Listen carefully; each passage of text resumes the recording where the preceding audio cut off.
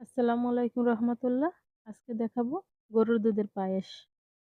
এখানে আমি পায়েসের জন্য পোলার চাল ধুয়ে নিয়েছি। এখন এর ভিতরে দিয়ে দেব ঘি, কারণ ঘিটা দেওয়ার কারণে চালটা দলা বাঁধে না। ঘি আমি মাখিয়ে নিয়েছি।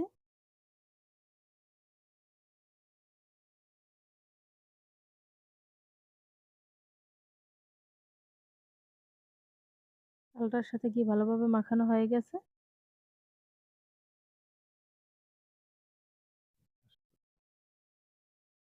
এখন একটি পাত্রে আমি গরুর দুধ জাল করে নিয়েছি।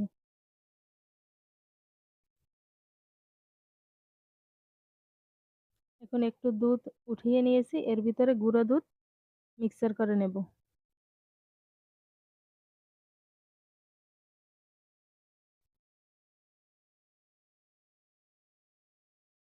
এখন লিকুইড দুধের সাথে গুঁড়ো দুধটাকে আমি ভালোভাবে মিক্সার করে নিব।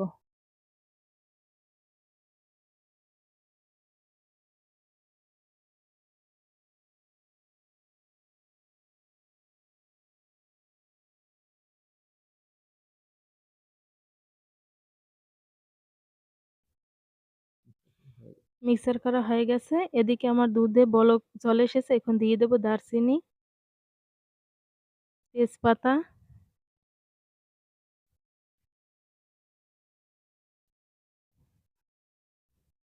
আর দিয়ে দেব এলাচ। এলাচটাকে আমি একটু ফাটিয়ে নিয়েছি।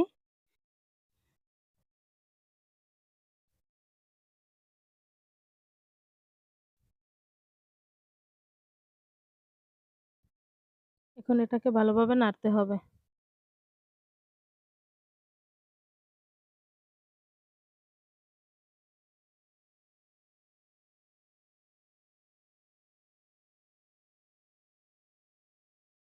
ভালোভাবে বলক চলে এসেছে। এখন এর ভিতরে দিয়ে দেব চাল।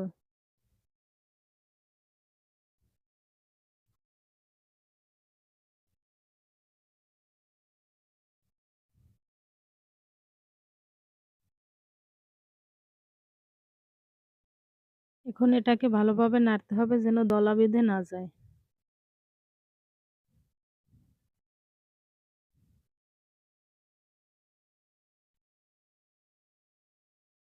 এখন দিয়ে দেব লবণ।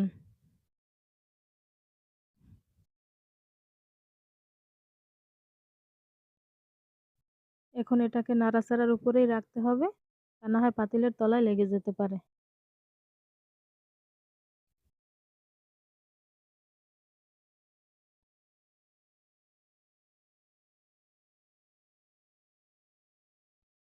এখন এর ভিতর থেকে আমি সব মশলাগুলো উঠিয়ে নেব, তা না হয় পরে এগুলো খাওয়ার সময় মুখের ভিতরে পড়ে, ভালো লাগে না।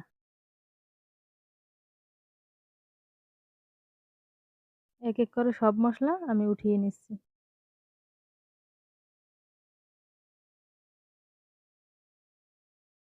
সব মশলা উঠানো হয়ে গেছে। এখন এটা দেখতেও অনেক সুন্দর।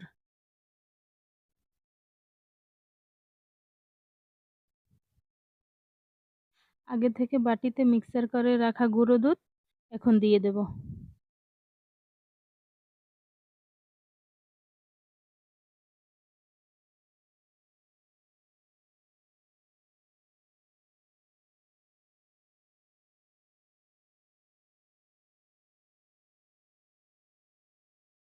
এখন এর ভিতরে দিয়ে দেব চিনি। চিনি আপনাদের স্বাদ মতন দিয়ে দেবেন, কারণ আমরা অল্প দিয়েছি, আমরা চিনি কম খাই। এখন এটাকে ভালোভাবে নাড়তে হবে।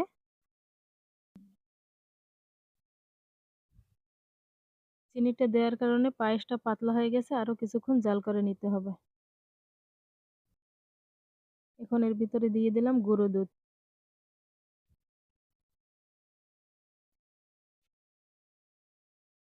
এখন এটাকে ভালোভাবে পায়েসের সাথে মিক্সার করতে হবে।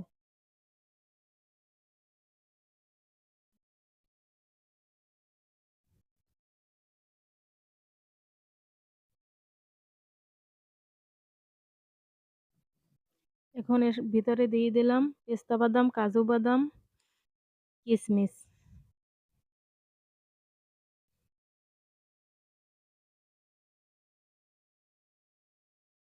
এগুলো দিয়ে এখন ভালোভাবে আবার নাড়তে হবে যেন পায়েসের সাথে এটা মিশে যায়।